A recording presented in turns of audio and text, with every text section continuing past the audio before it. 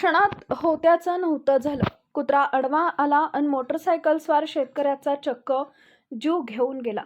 विकळे फाटा इथं काळानं झडप घातली. एका क्षणाचा अपघात आणि अख्खं कुटुंब पोरकं झालं.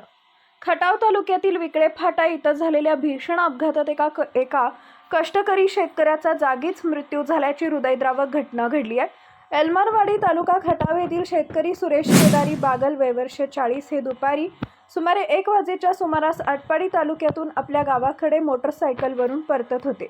विकळे फाटा परिसरात अचानक एक कुत्रा रस्त्यावर आडवा आल्यानं त्यांचा मोटरसायकलवरील ताबा सुटला आणि भीषण अपघात झाला. या अपघातात सुरेश बागल हे गंभीर जखमी झाले. स्थानिकांनी तातडीनं त्यांना उपचारासाठी वडूज ग्रामीण रुग्णालयात दाखल केलं. मात्र तेथील वैद्यकीय अधिकाऱ्यांनी उपचारापूर्वीच त्यांचा मृत्यू झाल्याचं जाहीर केले. घरचा कर्ता पुरुष अचानक काळाच्या पडद्याआड गेल्यानं बागल कुटुंबावर दुःखाचा डोंगर कोसळला. त्यांच्या पश्चात आई, पत्नी, एक मुलगा आणि 2 मुली असा परिवार आहे. या दुर्दैवी घटनेमुळे एल्मरवाडी व परिसरात हळहळ व्यक्त केली जात आहे.